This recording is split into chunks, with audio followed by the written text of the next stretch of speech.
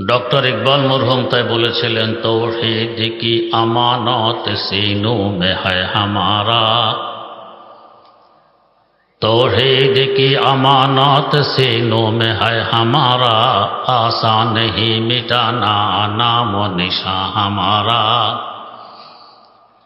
चीन अरब हमारा, हिंदुस्तान हमारा, मुस्लिम है हम वतन सारा जहां हमारा। तौहीद যতদিন সিনায় থাকবে আমাদেরকে মেটানো কারো পক্ষে সম্ভব হবে না। তাই ইসলামের সবচেয়ে বেশি গুরুত্ব তৌহিদের, সবচেয়ে বেশি দাওয়াত দেওয়া হয় তৌহিদের দিকে। এমনকি দৈনিক 5 বার মুয়াজ্জিনের কণ্ঠে তৌহিদের দাওয়াত ধ্বনিত হয়, যাকে আমরা আজান বলে থাকি। এমন কোন মুহূর্ত নেই যে মুহূর্তে কোথাও না কোথাও আজান না হয়। যেমন একটু আগে এশার নামাজ পড়া হলো, আগে আজান দেয়া হয়েছিল। সূর্য পশ্চিম দিকে যাচ্ছে, এশার ওয়াক্ত আস্তে আস্তে পশ্চিম দিকে হচ্ছে। একের পর এক আজান পশ্চিম দিকে চলছে। এভাবে চলতে চলতে পৃথিবীর নিচ দিয়ে ঘুরে আবার আমাদের কাছে পৌঁছবে। 1 সেকেন্ডের জন্য তৌহিদের দাওয়াত বন্ধ নেই। এই আজানকে বলা হয় পরিপূর্ণ দাওয়াত। আজানের পর দুরূদ শরীফ পড়ে যে দোয়া পড়তে হয়, দোয়ার প্রথম বাক্য আল্লাহুম্মা রব্বা হাযিহি দাওয়াতি তাম্মাহ। দাওয়াতে তাম্মা মানে পরিপূর্ণ দাওয়াত বলা হয়েছে আজানকে। প্রশ্ন জাগে, আজানের মাধ্যমে ডাকা হয় নামাজের দিকে, পরিপূর্ণ দাওয়াত হলো কিভাবে? যাকাত রয়ে গেছে, হজ রয়ে গেছে, রোজা রয়ে গেছে। আজানের শুরু থেকে শেষ পর্যন্ত তৌহিদের দাওয়াত। তৌহিদ ঠিক থাকলে যাকাতও আছে, হজও আছে, রোজাও আছে, সবই আছে। কিভাবে আজানের মধ্যে তৌহিদের দাওয়াত? মুয়াজ্জিন আজানের শুরুতে আল্লাহু আকবার এই বাক্যটি 4 বার উচ্চারণ করে। প্রশ্ন জাগে, একবার করলে অসুবিধা কি ছিল? একই বাক্য 4 বার করার হেতু কি? এর রহস্য আল্লাহ পাকের কাছে হাজারও থাকতে পারে, আমরা যা বুঝি। আল্লাহ পাক মৌলিকভাবে আমাদেরকে 4টি উপাদান দিয়ে সৃষ্টি করেছেন। এই 4টি উপাদান যথাক্রমে মাটি, পানি, বাতাস ও আগুন। আমাদের মধ্যে মাটি আছে। ঘাম বের হওয়ার পর যখন ঘাম শুকিয়ে যায়, ডলা দিলে মাটি বেরিয়ে আসে, ময়লা। পানি আছে, আমরা দেখি মুখের ভিতরে পানি, নাকের ভিতরে পানি, চোখের ভিতরে পানি, ঘামের মধ্যে পানি, প্রস্রাবে পানি। বাতাস আছে, নাক দিয়ে বাতাস গ্রহণ করি এবং ত্যাগ করি। আগুন আছে, তবেই তো আমাদের শ্বাস নিঃশ্বাস গরম, লালা গরম, প্রস্রাব গরম, রক্ত গরম। যে পরিমাণ আগুন থাকা দরকার এর থেকে কমে গেলে ধনুষ্টঙ্কর শুরু হয়, নিউমোনিয়া দেখা দেয়। একেবারে শেষ হয়ে গেলে আমরাও শেষ হয়ে যাই, জিন্দা থাকি না। এই 4টি উপাদান আমাদের ভিতরে আছে, এদের অস্তিত্ব বাইরেও আছে। যেমন আমরা এখন মাটিতে বসে আছি, বাইরের অস্তিত্ব অনেক বড় আকারের, অনেক বড় শক্তি নিয়ে। যেমন প্রথম নম্বরে মাটি আকারে কত বড়? আমাদের পৃথিবী নামক গ্রহ একটি মাটি আর পানির চাকা, আয়তন 20 কোটি বর্গ মাইল। শক্তি কি পরিমাণ? যে আশরাফুল মাখলুকাত মানব জাতি অসাধ্যকে সাধ্য করে, এদেরকে পর্যন্ত মাটি হজম করে মাটি বানিয়ে ফেলে। কেমন শক্তি! আমাদের আদি পিতা সাইয়্যিদানা আদম আলা নাবিয়িনা ওয়া আলাইহিস সালাতু ওয়াস সালাম থেকে নিয়ে আজ পর্যন্ত কোটি কোটি মানুষকে মাটি হজম করে মাটি বানিয়ে ফেলেছে। মাটির এই বড়ত্ব দেখে, শক্তি দেখে একটি সম্প্রদায় ধোঁকা খেয়ে গেছে। এদের স্বভাব, এরা বড় কিছু দেখলে, শক্তিধর কিছু পাইলে পূজা পাঠ আরম্ভ করে দেয়। এমনকি বড় একটি বটগাছ পাইলেও পূজা করে।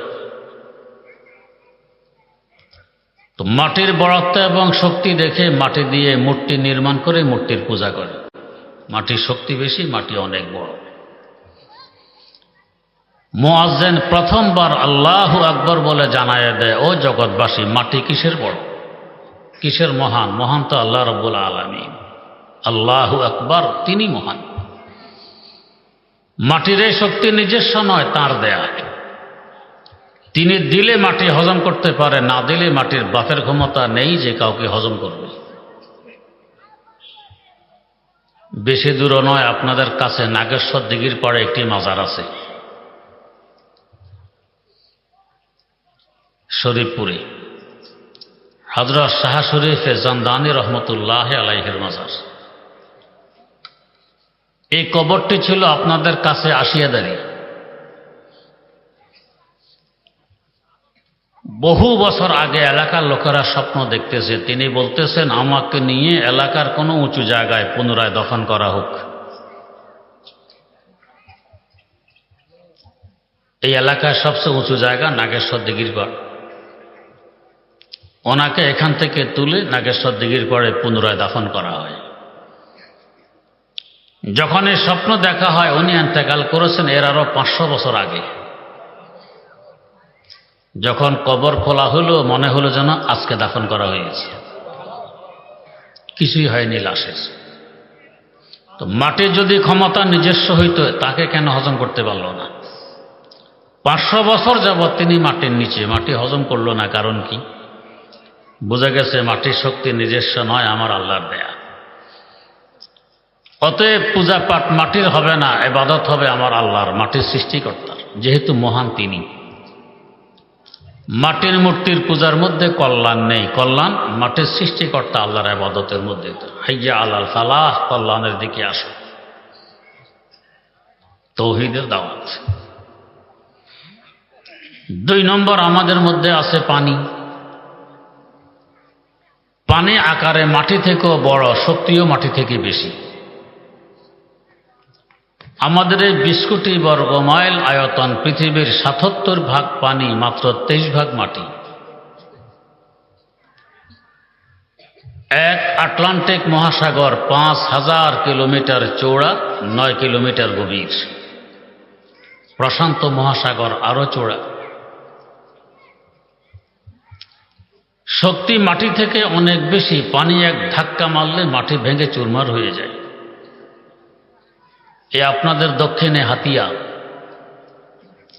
এক সময় বছরে অন্তত 3 কিলোমিটার ভাঙত পানি, এখন একটু কমে গেছে।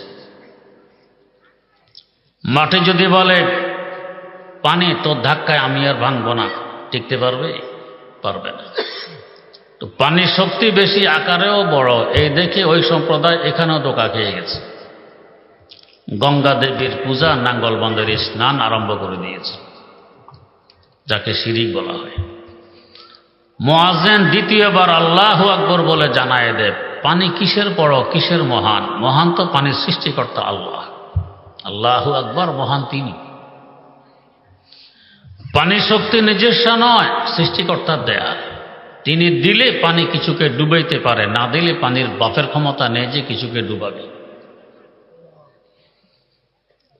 বেশি দূরের কথা নয়, আমাদের কাছে ধারে উজানির প্রথম পীর কুতবে ওয়াক্ত হযরত কারি ইব্রাহিম রহমতুল্লাহ আলাইহি,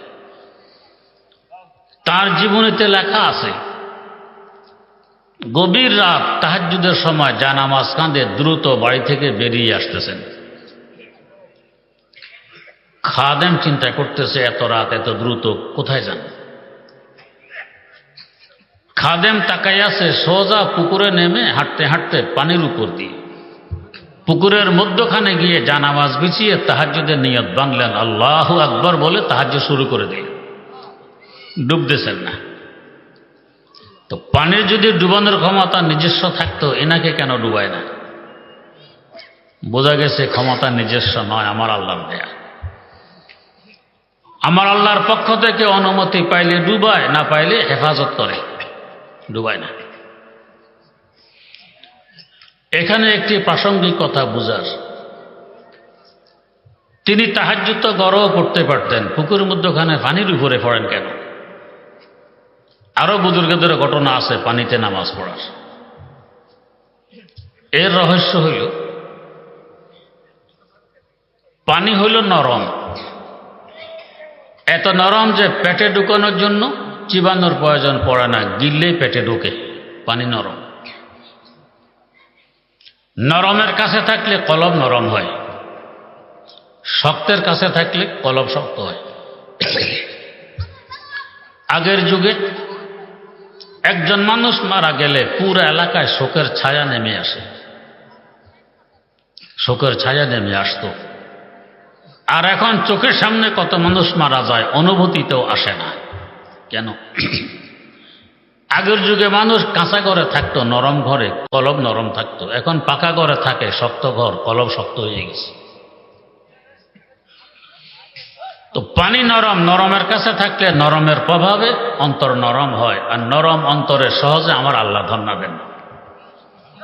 নরমের সাথে নরমের মিল, জিনসে হামর জিনসে হারা তালকান্দ, জিনসে হামর জিনসে হারা জাজবান, জিনসে হামর জিনসে হারা জাজবান, কুনাদে হার জিনসে বাহাম জিনসে পরবাস, কবুতর বাজে বাবাস, জাগ বাজাগা কুনন্দ আওয়াজ হা, বুলবুলা বা বুলবুলা পরবাজ হা, বুলবুলা বা বুলবুলা পরবাজ হা। নরমের সাথে নরমের মিল, শক্তের সাথে শক্তের মিল, মোমেনের সাথে মোমেনের মিল, কাফেরের সাথে কাফেরের মিল, মুশরিকের সাথে মুশরিকের মিল।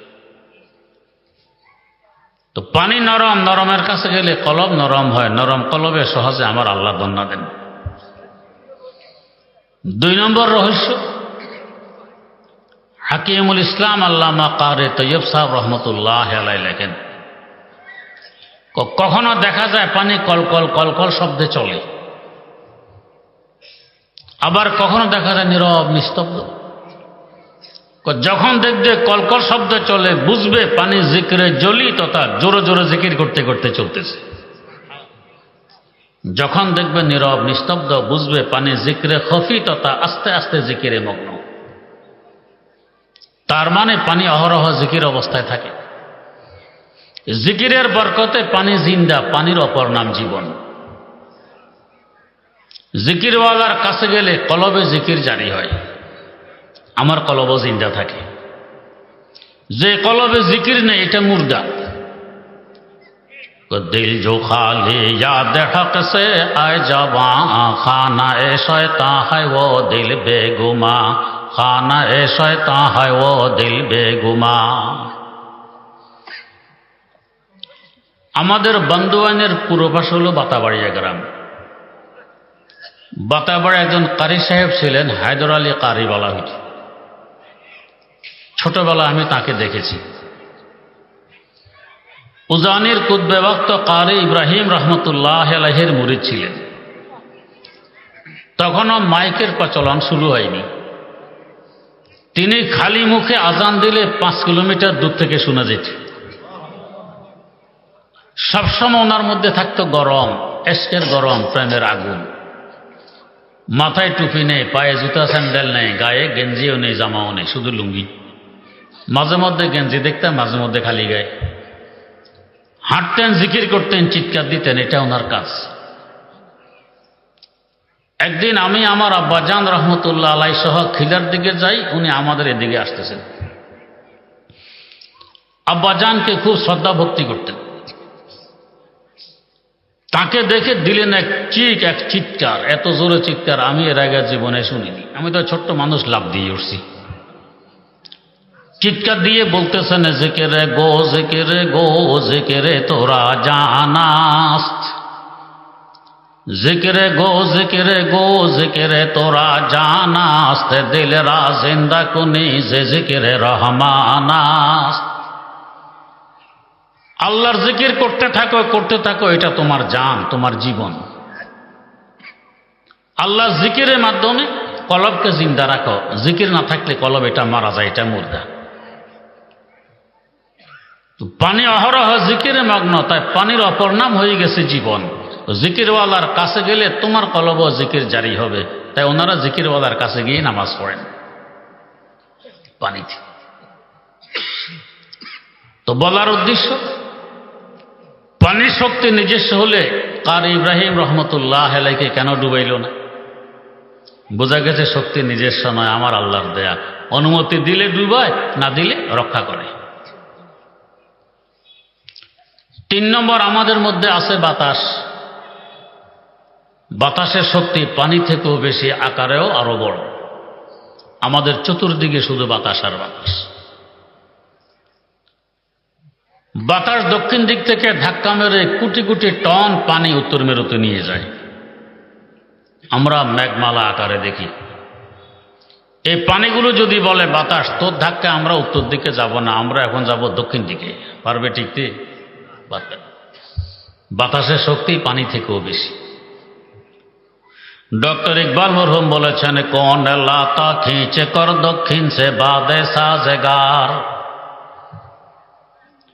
कौन लाता खींच कर दक्षिण से बादे साजगार, ये ज़मीं किसकी है और किसका है नूरे आफताब।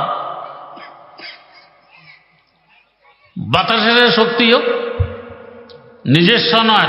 বাতাস কিসের বড়? বড় তো বাতাসের সৃষ্টিকর্তা। তাই মুয়াজ্জিন 3 নম্বরে আল্লাহু আকবার বলে জানায় দেয়, ও জগৎবাসী, বাতাস বড় নয়, বাতাসের সৃষ্টিকর্তা বড়, মহান তিনি।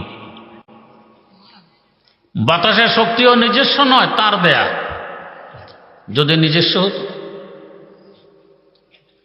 হাকিমুল ইসলাম আল্লামা কারি তৈয়ব সাহেব রহমতুল্লাহ আলাইহি লেখেন, যমুনা নদীর তীরে আল্লাহর এক অলি বসবাস করতেন, নাম ছিল শাহ দৌলা। উনি আর ওনার স্ত্রী আর কেউ নেই। ছোট্ট একটি ঝুপড়ি, এর ভিতরে থাকেন। একদিন জোরে সোরে তুফান আরম্ভ, তুফান। ঝুপড়ি নড়বড় করতেছে, এখানে পড়ে যাবে। স্ত্রী বলতেছেন, আরে মাথা গোজার ঠাই তো একটি ঝুপড়ি, এটা পড়ে গেলে উপায় কি হবে? আপনি স্থির বসে আছেন, কিছু একটা ব্যবস্থা নেন। কি ব্যবস্থা নিব? বাঁশ বুশ নিয়ে একটু ঠেকা ঠুকা দেন। স্ত্রীর যন্ত্রণায় বাঁশ নিয়ে বেরিয়ে যেদিক থেকে বাতাস ঠেলতেছে, উনিও সেদিক থেকে বাঁশ লাগাই ঠেলা শুরু করছেন। বাতাসও ঠেলে, উনিও ঠেলেন।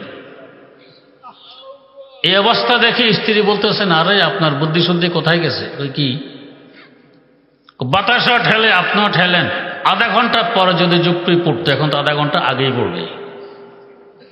আল্লাহর ওলি শাহাদুল্লাহ বলতেছেন, আমি আমার আল্লাহর সাথে হাত ধরব?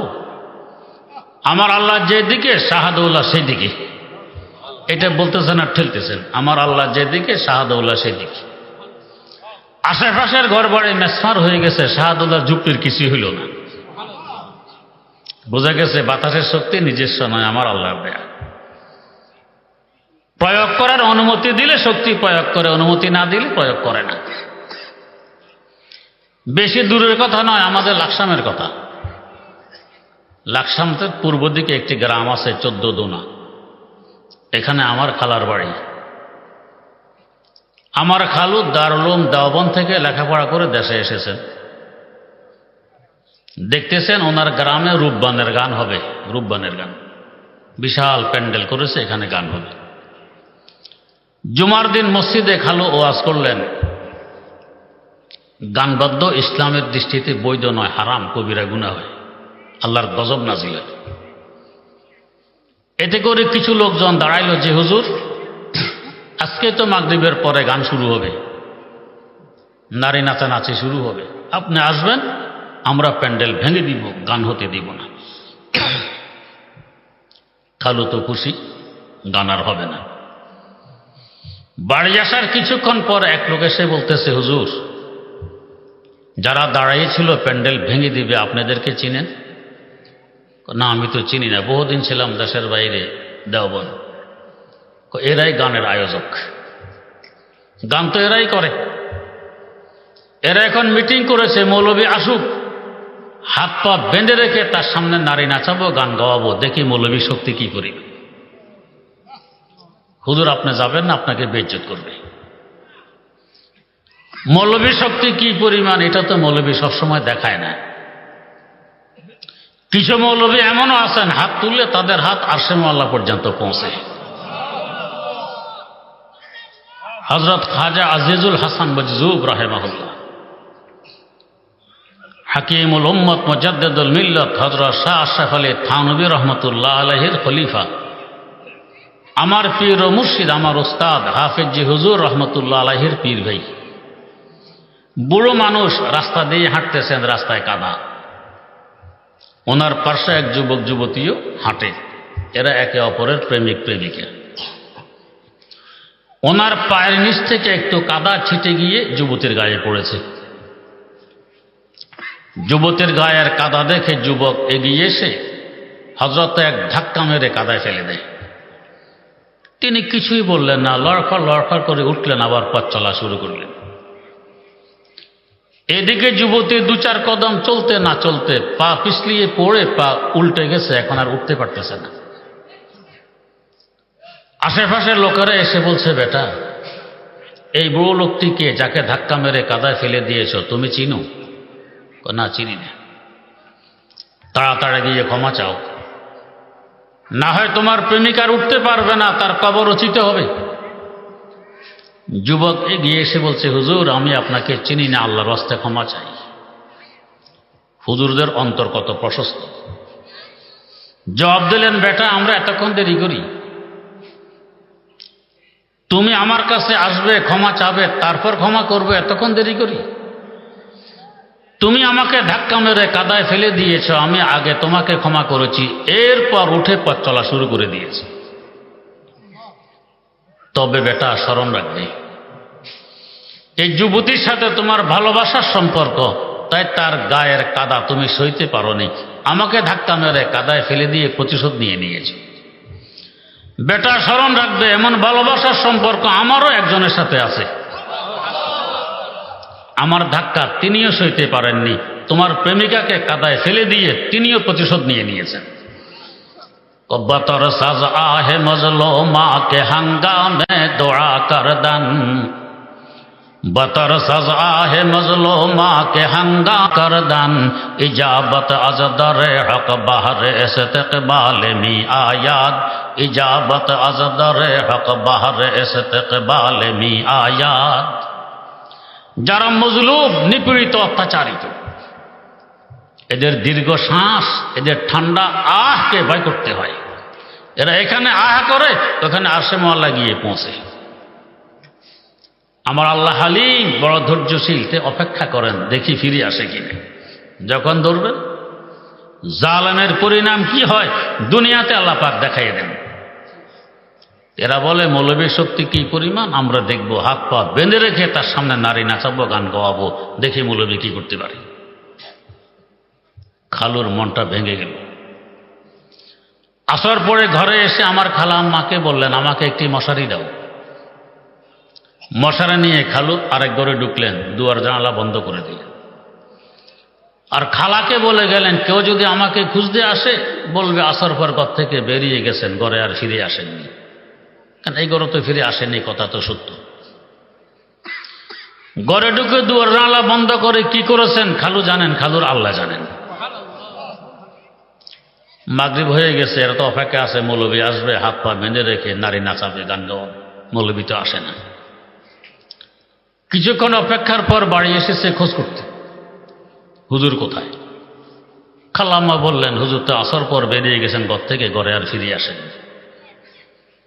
কিছুক্ষণ অপেক্ষা করে হুজুর তো আর নেই, এরা গান বাদ্য শুরু করে দেয়, নারী নাচানো আরম্ভ করে।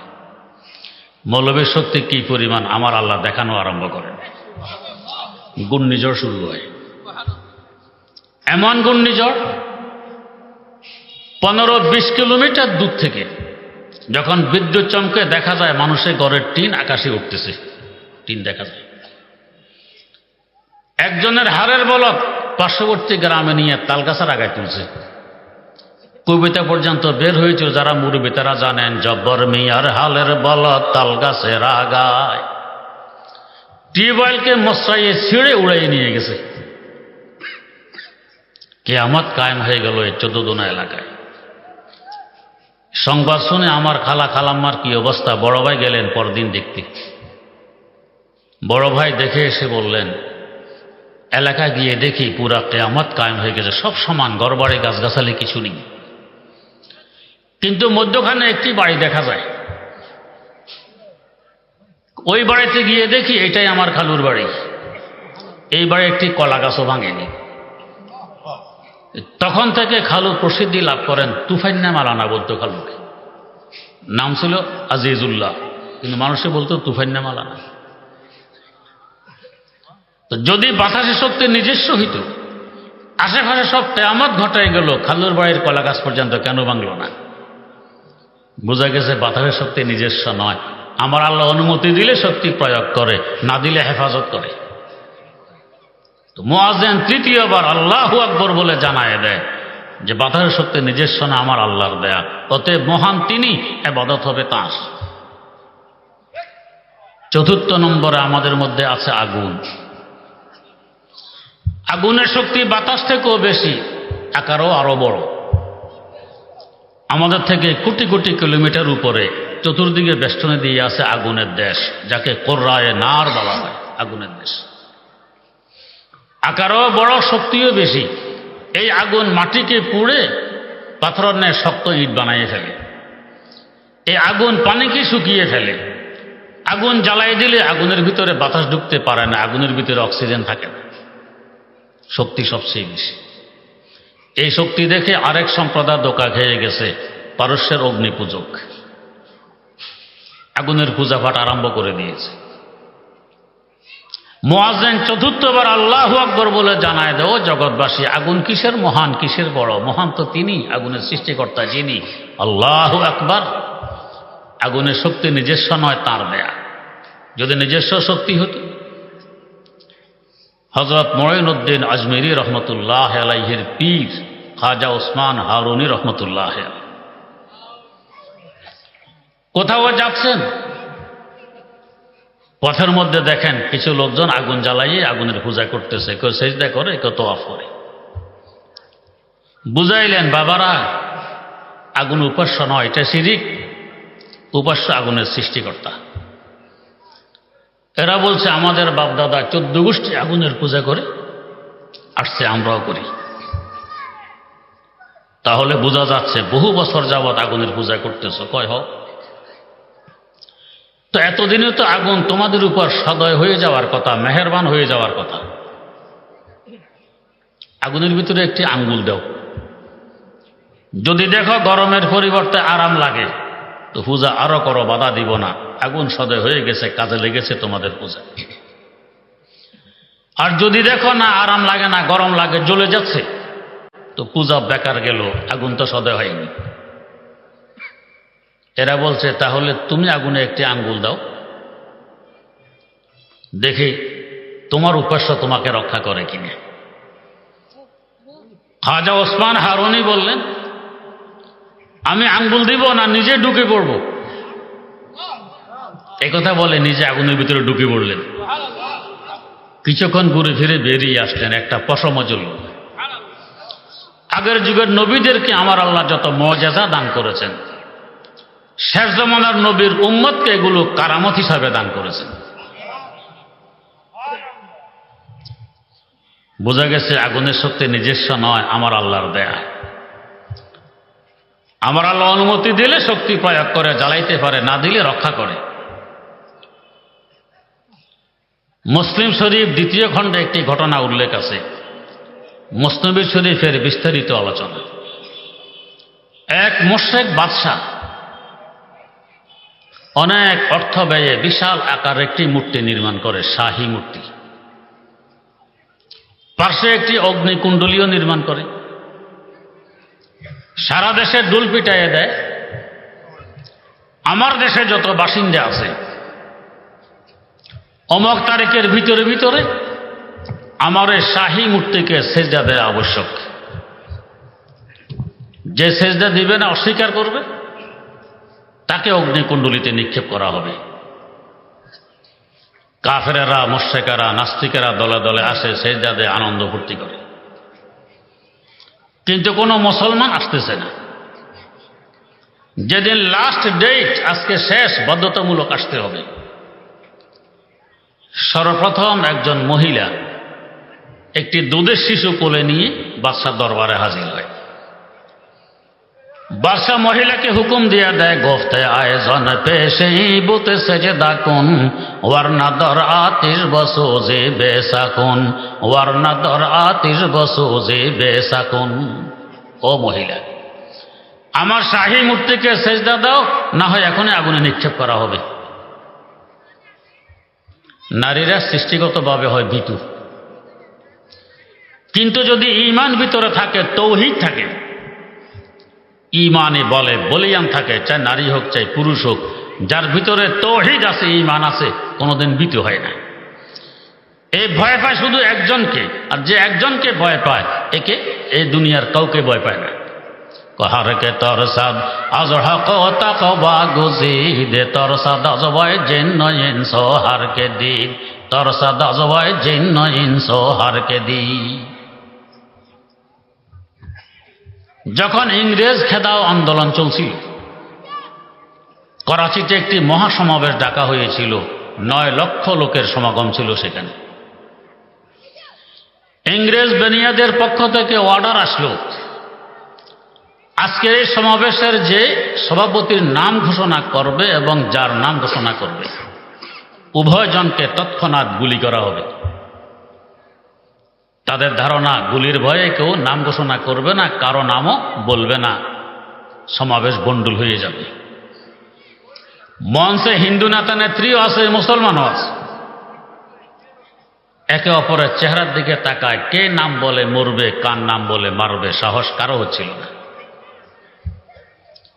এর মধ্যে আমার দাদা ওস্তাদ, আমাদের ফেনুয়ার হজরতের পীর আল্লামা দিলাওয়ার হোসেন রহমতুল্লাহ আলাইহির পীর শাইখুল আরব ওয়াল আজম সৈয়দ হোসেন আহমদ মাদানী রাহেমাহুল্লাহ মাইক নিয়ে দাঁড়াইলেন। প্রথমে একটি শের পড়লেন, লিয়ে ফেরতি হায় বুলবুল চোঁচা মে গোল শহীদ নাজকি তুরবত কাহা হ্যায় শহীদ নাজকি তুরবত কাহা হ্যায়। ও ইংরেজ বেনিয়ারা, তোমরা মদ পান করাকে যে পরিমাণ ভালোবাসো, আমরা মুসলমানেরা মৃত্যুর সুরা পান করার থেকে কোটি কোটি গুণ বেশি ভালোবাসি। মৌতের বই দেখো। মুসলমানের তো শান হলো সর কাটা সকতে হ্যাঁ লেকিন সর ঝুঁকা সকতে নেই। এদের শির উচ্ছেদ হয়, নত হয় না কারো সামনে, যেহেতু নত হয় একজনের সামনে। এরপরে বিচক্ষণতার পরিচয় দিলেন, ঘোষণা দিলেন, আজ কি সদারত হোসেন আহমদ খুদ করেগা।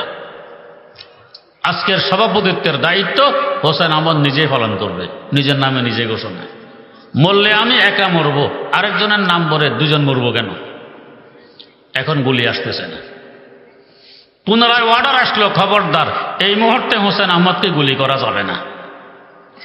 যদি আমরা আরো 10 বছর ভারতবর্ষে ক্ষমতায় থাকতে পারি, আজ এই মুহূর্তে হোসেন আহমদকে গুলি করলে 10 বছর আগেই ক্ষমতা ছেড়ে পালাইতে হবে। ঈমান যদি অন্তরে থাকে, তাওহীদ যদি আমাদের কলবে থাকে, এর থেকে বড় বাহাদুর দুনিয়াতে আর কেউ নেই, এর থেকে বড় সাহসী দুনিয়াতে আর কেউ নেই।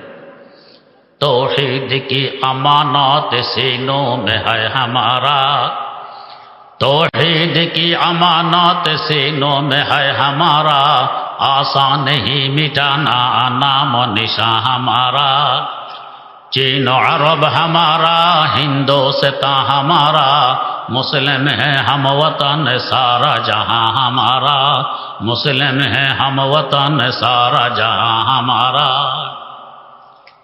महिला সৃষ্টিগতভাবে হয় বিতু, কিন্তু ঈমানে বলে বলিয়ান, বড় বাহাদুর আর কেউ। মোরশেক বাদশা হুকুম দিয়ে দিল, মূর্তিকে সেজদা করো, না হয় অগ্নিকুণ্ডলিতে নিক্ষেপ করা হবে। মহিলা জবাব দেয়, ও পেশে বুতহা সেজদা করদান নাই হালাল, যাকে হুকমে আখোদা এ জুল জালাল। ও মোরশেক বাদশা, মূর্তির সামনে মাথা নত করা, সেজদা করা বৈধ নয়, এটা আমার আল্লাহর বিধান। বাসের সাথে তর্ক চলছে, এর মধ্যে এক পাষণ্ড হৃদয় মহিলার কোল থেকে দুধের শিশুকে টান দিয়ে অগ্নিকুণ্ডলিতে নিক্ষেপ করে। তাদের ধারণা ছেলের দুরবস্থা দেখে মহিলা তাড়াতাড়ি সেজদা দিয়ে দিবে। দুধের শিশু আগুনে পড়ার পর আমার আল্লাহর কুদরত প্রকাশ হয়, তার জবান খুলে যায়। এখন দুই হাতে মাকে ডাকতে আরম্ভ করে, আন্দরা মাদরকে মানে যা কোশাম, গরচে দর সুরত মিয়ানে আতশাম, গরচে দর সুরত মিয়ানে আতশাম, আন্দরা আসরারে ইব্রাহিম বি কোদরাতিশ ইয়াফতে ওয়ারদ ইয়াসমি, কোদরাতিশ ইয়াফতে ওয়ারদ ইয়াসমি। ও মা, খবরদার খবরদার, মূর্তির সামনে মাথা নত করে ঈমান হারা হবে না, মূর্তিকে সেজদা দিয়ে কপাল নাপাক করবে না। মা যদিও দেখতে দেখো আমি আগুনের ভিতরে, বাস্তবে এটা আগুন নয়, এটা ফুলবাগান। মা, সারা জীবন কানে শুনে এসেছ আল্লাহর খলিল ইব্রাহিম আলাইহিস সালামকে কমবক্ত নমরুদ আগুনে নিক্ষেপ করেছিল, আগুন হয়ে গিয়েছিল তার জন্য ফুল বাগানে পরিণত। মা, কানে শোনার প্রয়োজন নেই, স্বইচ্ছা আগুনে ঝাঁপ দাও আর পরীক্ষা করে নাও আগুন কিভাবে ফুল বাগানে পরিণত হয়। আন্দরা আসরারে ইব্রাহিম বি কোদরাতিশ ইয়াফতে ওয়ারদ ইয়াসমি। দুধের শিশুর ডাকে মা স্বইচ্ছা আগুনে ঝাঁপ দেয়। এরপর থেকে যত মুসলমান আসে, মা আর দুধের শিশু উভয়জন ডাকে, ও মুসলমান ভাই, খবরদার খবরদার, মূর্তির সামনে মাথা নত করে ঈমান হারা হবে না, মূর্তিকে সেজদা দিয়ে কপাল নাপাক করবে না, আগুনে ঝাঁপ দেওয়ার পরীক্ষা করো আগুন কিভাবে ফুল বাগানে পরিণত হয়। মা দুধের শিশুর ডাকে অসংখ্য মুসলমান স্বইচ্ছায় আগুনে ঝাঁপ দেয়। চতুর্দিক থেকে বিড়াবিড়ি চলছে, আগুনের ভিতরে জায়গা নেই, সকলে ঢুকার জন্য ইচ্ছুক। মোরশেক বাদশা এই অবস্থা দেখে আশ্চর্য হয়ে ক্রোধ সামাল দিতে না পেরে আগুনকে সম্বোধন করে বলছে, ও আগুন, কোথার তো সেই ক্রিয়া, তোর জ্বালানো শক্তি, যেখানে সেখানে তোকে লাগিয়ে দিলে জ্বালিয়ে পুড়িয়ে বর্ষ বানাই দিতি। আজ অসংখ্য মুসলমান তোর ভিতরে একটি পশম পর্যন্ত কেন জ্বালাস না? আমার আল্লাহর কুদরত প্রকাশ হয়, আগুনেরও জবান খোলে, আগুন জবাব দেয়, গোফতে আতিশে মানহুমা নাম আতিশাম, আন্দরা তো তাব বেনি তাবসাম, আন্দরা তো তাব বেনি তাবসাম। ও মোরশেক বাদশা, হ্যাঁ আমি সেই আগুন, যে আগুনের বৈশিষ্ট্য জ্বালিয়ে পুড়িয়ে বর্ষ বানায় দেয়া। যদি পরীক্ষা করতে হয়, তুই আর তোর পুলিশ বাহিনী নিয়ে আমার ভিতরে আয়, আমি দেখাই দেই জ্বালাইতে পারে কিনা। বোঝা গেছে আগুনের শক্তি নিজস্ব নয়, আমার আল্লাহ অনুমতি দিলে শক্তি প্রয়োগ করে, অনুমতি না দিলে হেফাজত করে। তাই মুয়াজ্জিন চতুর্থবার আল্লাহু আকবার বলে জানায় দে, ও জগৎবাসী, আগুন কিসের বড়, কিসের মহান? মহান তো আগুনের সৃষ্টিকর্তা আল্লাহ রাব্বুল আলামিন। আল্লাহু আকবার, মহান তো একমাত্র আমার আল্লাহ। আগুনের শক্তি নিজস্ব নয়, আমার আল্লাহর দেয়া। অতএব আগুন উপাস্য হতে পারে না, উপাস্য একমাত্র আগুনের সৃষ্টিকর্তা আল্লাহ রাব্বুল আলামিন। তার উপাসনার লক্ষ্যে আসো মসজিদের দিকে, নামাজ পড়ার লক্ষ্যে হাইয়া আলাস সালাহ। আগুনের পূজা পাঠের মধ্যে কোনো কল্যাণ নেই, কল্যাণ তো নিহিত আগুনের সৃষ্টিকর্তার ইবাদতের মধ্যে। হাইয়া আলাল ফালাহ, এর মধ্যে কল্যাণ, কল্যাণের দিকে আসো। কুল হু আল্লাহু আহাদ। আল্লাহ পাক আদেশ দিলেন, ও নবী, তৌহিদের দাওয়াত সারা পৃথিবীতে পৌঁছিয়ে দেন। এটা হলো মুসলমানদের সবচেয়ে বড় চালিকা শক্তি। এই ওয়াজ মাহফিল, হক্কানি পীর মুরিদি, এগুলো এই জন্যই যাতে আল্লাহর বান্দারা তৌহিদের পতাকাবাহী হয়, অন্তরে তৌহিদের দৌলত ধারণ করে উভয় জাহানে ধন্য হতে পারে। আল্লাহ রাব্বুল আলামিন আমাদেরকেও তৌহিদের হেফাজত করা তৌফিক দান করুন। সুবহানাল্লাহি ওয়া বিহামদি, সুবহানাকাল্লাহুম্মা ওয়া বিহামদিক, আশহাদু আল্লা ইলাহা ইল্লা আনতা, আস্তাগফিরুকা ওয়া আতুবু ইলাইক।